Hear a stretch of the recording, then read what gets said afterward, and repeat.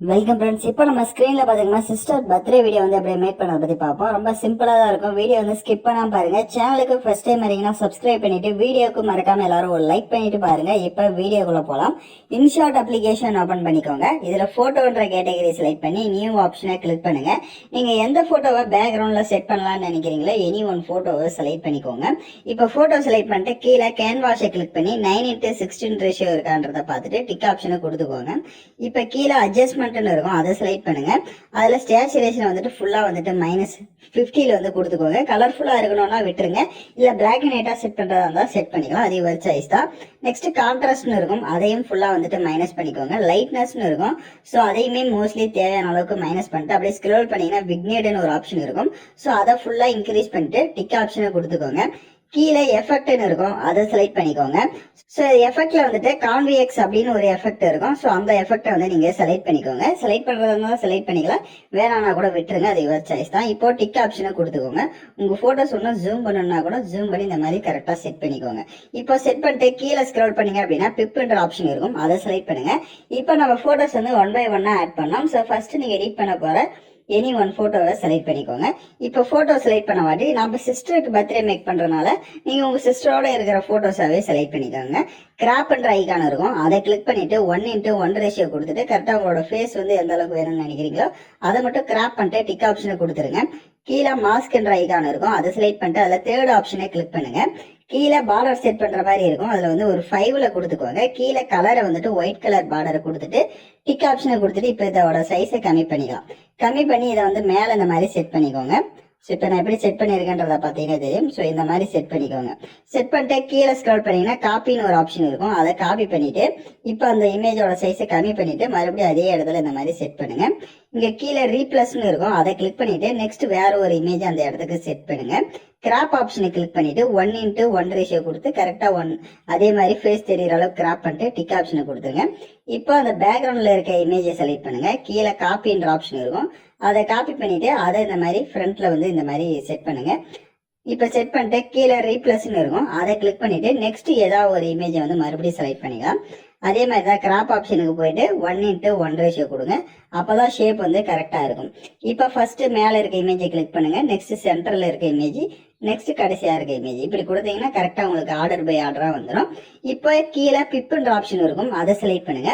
இப்போ நம்ம பேக்ரவுண்ட்ல வந்து ஒரு போட்டோ செட் பண்ணியிருந்திருப்போம் ஃபர்ஸ்ட் பிளாக் அண்ட் ஒயிட்டா, ஸோ அந்த போட்டோவை பேக்ரவுண்ட் எரேஸ் பண்ணி செலக்ட் பண்ணிக்கோங்க. உங்களுக்கு பேக்ரவுண்ட் எரேஸ் பண்ண தெரியல அப்படின்னா டிஸ்கிரிப்ஷன்ல அதுக்கான வீடியோ லிங்க் கொடுத்துருக்கேன், அந்த வீடியோ பார்த்து நீங்க உங்க போட்டோவை பேக்ரவுண்ட் எரேஸ் பண்ணிக்கோங்க. இப்போ நான் எரேஸ் பண்ணி வச்சிருக்க போட்டோவை செலக்ட் பண்ணிக்கிறேன். இப்போ போட்டோ செலக்ட் பண்ணிட்டு உங்களுக்கு தேவையான அளவுக்கு இந்த மாதிரி ஜூம் பண்ணி இந்த மாதிரி சென்டர்ல வேணாலையும் செட் பண்ணிக்கலாம், அதே யுவர் சாய்ஸ் தான். ஸோ கரெக்டா இந்த மாதிரி சைடா கூட செட் பண்ணிக்கோங்க. மொத்தத்துல நீங்க எப்படி வேணாலும் செட் பண்ணிக்கலாம், சென்டர்லயும் செட் பண்ணிக்கலாம், இல்ல சைடா கூட செட் பண்ணிக்கலாம், அது யுவர் சாய்ஸ் தான். ஸோ கரெக்டா இந்த மாதிரி செட் பண்ணிட்டீங்க அப்படின்னா மேல பாத்தீங்க அப்படின்னா உங்களுக்கு கொஞ்சம் ஸ்பேஸ்லாம் இருக்கும். ஸோ அதெல்லாம் நம்ம வந்துட்டு எப்படி ஃபில் பண்ணணும்னு சொல்றேன். ஃபர்ஸ்ட் இப்போ நான் சொன்ன ஸ்டெப்பை கரெக்டா ஃபாலோ பண்ணிட்டீங்கன்னா மேல எக்ஸ்போர்ட் ஆப்ஷனை கிளிக் பண்ணி இந்த இமேஜை சேவ் பண்ணிக்கோங்க. நெக்ஸ்ட் ஹோம் ஆப்ஷனை கிளிக் பண்ணுங்க. வீடியோன்ற கேட்டகரி செலக்ட் பண்ணி நியூ ஆப்ஷனை கிளிக் பண்ணி இப்போ நம்ம கடைசி எடிட் பண்ண அந்த போட்டோவை செலக்ட் பண்ணிக்கோங்க. கீழே டியூரேஷன் எத்தனை செகண்டுக்கு எடிட் பண்ணலாம்னு இருக்கீங்களோ அத்தனை செகண்டுக்கு ட்ராக் பண்ணிட்டு இப்போ வீடியோவோட ஃபர்ஸ்ட்டுக்கு வந்துருங்க. டெக்ஸ்ட்ன்ற ஆப்ஷன் இருக்கும், அதை செலக்ட் பண்ணுங்க. எகைன் டெக்ஸ்ட்டை கிளிக் பண்ணுங்க. ஸோ இப்போ நீங்க யாருக்கு பர்த்டே மேக் பண்ண போறீங்களோ அவங்களோட நேமை வந்து டைப் பண்ணிக்கோங்க. ஃபர்ஸ்ட் ஹாப்பி பர்த்டேன்னு வந்து டைப் பண்ணிக்கிறேன்.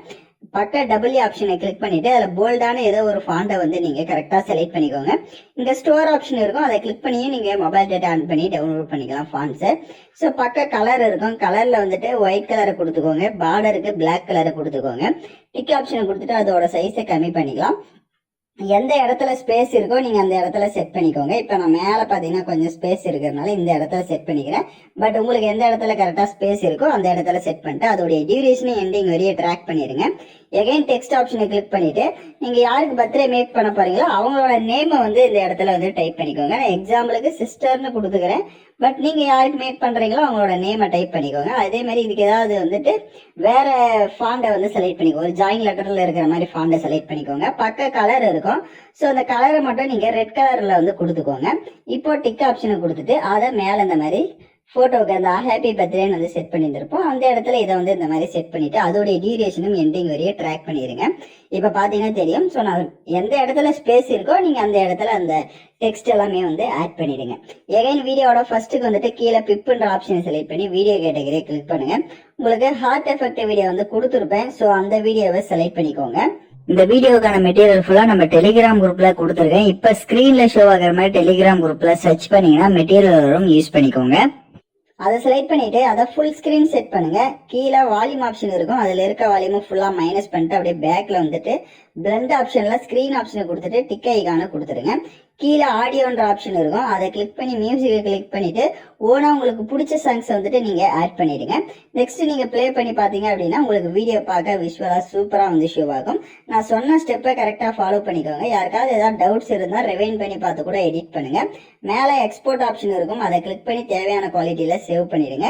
யாரெல்லாம் கரெக்டா எடிட் பண்ணீங்களோ அவங்களாம் மறக்காம கமெண்ட் பண்ணுங்க. இந்த மாதிரி வீடியோஸ்லாம் தொடர்ந்து தெரிஞ்சுக்கணும் அப்படின்னா நம்ம சேனலை சப்ஸ்கிரைப் பண்ணிட்டு லைக் பண்ணிட்டு பாருங்க. தேங்க்யூ ஃபார் வாட்சிங் திஸ் வீடியோ.